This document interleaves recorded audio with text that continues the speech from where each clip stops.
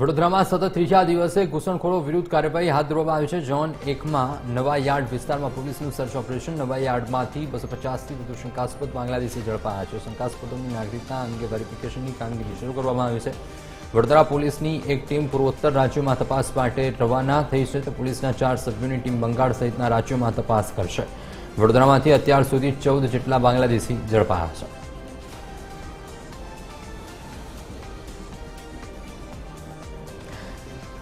आज अंगे વધુ વિગત સાથે એસોસિએટ એડિટર અમિત ઠાકોર અમારી સાથે લાઈવ જોડાઈ ચૂક્યા છે। અમિત, શું વધુ વિગત પ્રાપ્ત થઈ રહી છે? એક બાજુ તમામ મેટ્રો શહેરોની અંદર જે પોલીસ એક્શન મોડમાં છે, ગૃહ રાજ્યમંત્રીએ પણ તાકીદ કરી નાખી હતી કે કોઈ પણ ઘૂસણખોર હશે જે અવૈધ રીતે ગુજરાતની અંદર રહી રહ્યું છે તમામને બહાર કાઢવામાં આવશે। વડોદરાથી શું પરિસ્થિતિ સામે આવી રહી છે?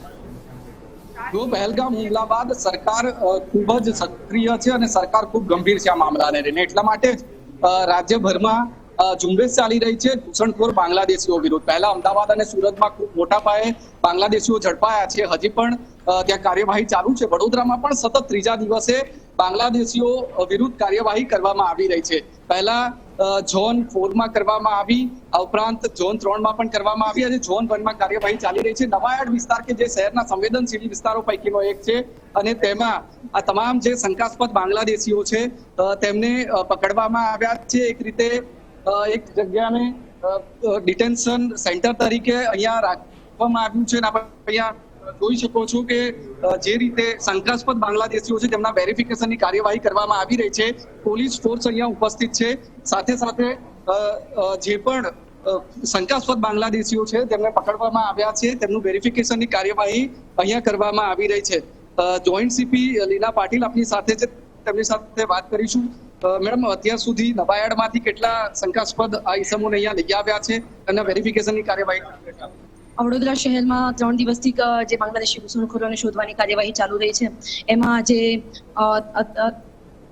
નવાયાર્ડ વિસ્તારમાં આપણે કોઈ બાંગ્લાદેશી અહીંયા ઘૂસણખોર રહેતા તો નથી, એ બાબતે બધાને સ્ત્રી પુરુષોને 250 જેટલા લાવીને અને એનું વેરિફિકેશન કરવામાં આવશે અને એમાંથી કોઈ આપણને શંકાસ્પદ ડોક્યુમેન્ટ્સ કેવું મળશે તો એના વિરુદ્ધમાં કાર્યવાહી કરવામાં આવશે। નવાયાર્ડમાંથી અત્યાર સુધી કેટલા પકડ્યા છે? અત્યારથી 250 જેટલા લોકોને અમે વેરિફિકેશન માટે લાવ્યા છે। તો એક ટીમ આપણી પૂર્વોત્તર રાજ્યોમાં પણ રવાના થઈ છે, કયા પ્રકારની તપાસ માટે કેટલા સભ્યોની ટીમ? અત્યાર સુધીમાં આપણે ટોટલ 9 જેટલા કન્ફર્મ બાંગ્લાદેશીઓને આઈડેન્ટિફિકેશન કરવામાં આવ્યા છે, જેની પાસેથી અમને આધારભૂત પુરાવા મળ્યા છે। આ ઉપરાંત 70 જેટલા જે લોકો છે કે જેને અત્યારે હાલમાં વધુ તપાસની જરૂરિયાત છે, એના માટે પૂર્વોત્તરના રાજ્યોમાં એક ટીમ પણ મોકલવામાં આવી છે અને એ ત્યાં જે લોકોએ ડોક્યુમેન્ટ સબમિટ કર્યા છે એને ત્યાં ક્રોસ વેરીફાઈ કરશે અને એમાં અમારા એક પીઆઈ અને બીજા 4 માણસોની ટીમ અહીંથી રવાના થયેલી છે। સાથે સાથે એમના ફોન ચેક કરીને એમના લોકેશનો અને આ રીતની જે ટેકનિકલ સર્વેલન્સને લગતી કાર્યવાહી કરીને પણ અમે આ આઈડેન્ટિફિકેશન કરવા માટે કાર્યવાહી કરી રહ્યા છીએ। આગળ કઈ રીતની કાર્યવાહી ચાલુ રહેશે શંકાસ્પદ બાંગ્લાદેશીઓ વિરુદ્ધ, અને જો એ વેરીફાઈ થાય છે કે બાંગ્લાદેશી છે તો તેમને કેવી રીતે આગળ કાર્યવાહી? શંકાસ્પદ જે પણ એરિયા અમારી પાસે આવે છે, ઇનપુટ આવે છે, એના આધારે અમે એ વિસ્તારના લોકોનું ચેકિંગ કરીએ છીએ, એમના ડોક્યુમેન્ટ્સ વેરીફાઈ કરીએ છીએ અને એમાંથી અમને જે શકમન મળી આવે છે એના પ્રોપર ડોક્યુમેન્ટ્સ વેરીફાઈ કર્યા પછી અને આધારભૂત પુરાવા મળે કે આ બાંગ્લાદેશી છે તો એના વિરુદ્ધમાં છે ડિપોર્ટેશન સુધીની કાર્યવાહી કરવામાં આવે છે, જેમાં અલગ અલગ એજન્સીઓ દ્વારા પણ એમની પૂછપરછ થશે। તેઓ કેવી રીતના આવ્યા, કયા માધ્યમથી આવ્યા, કોના મારફતે આવ્યા, અહીંયા કેવી રીતના તેઓ ક્યાં રહેતા હતા, એમને કોણે સહારો આપ્યો, તો તમામ પ્રકારની કાર્યવાહી અમારી પોલીસ દ્વારા કરવામાં આવશે।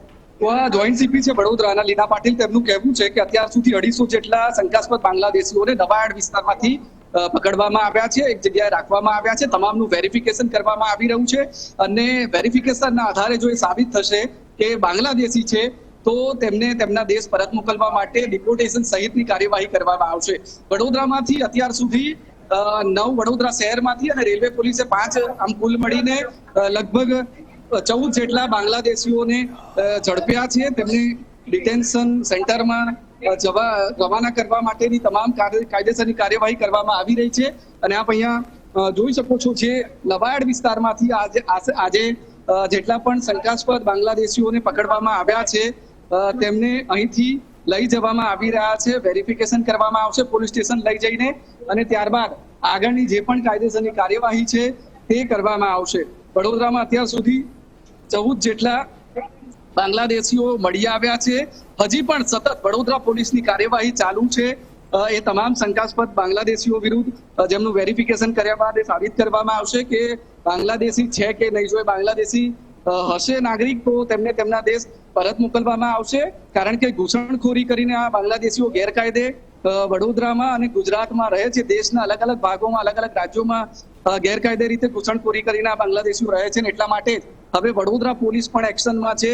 જેમ રાજ્યની અલગ અલગ પોલીસ એક્શનમાં છે, એમ વડોદરા પોલીસ પણ સતત ત્રીજા દિવસે સક્રિય જોવા મળી રહી છે.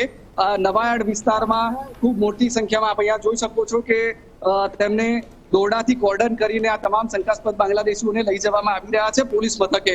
તમામના ડોક્યુમેન્ટ વેરીફાઈ કરવામાં આવશે અને ત્યારબાદ જો એ સાબિત થશે કે બાંગ્લાદેશી છે તો તેમને ડિપોર્ટેશન સહિતની કાર્યવાહી કરવામાં આવશે.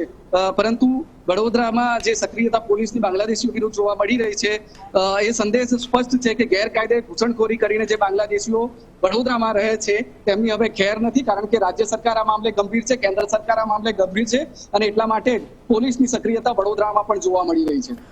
બિલકુલ અમિત, સમગ્ર માહિતી બદલ આપનો આભાર.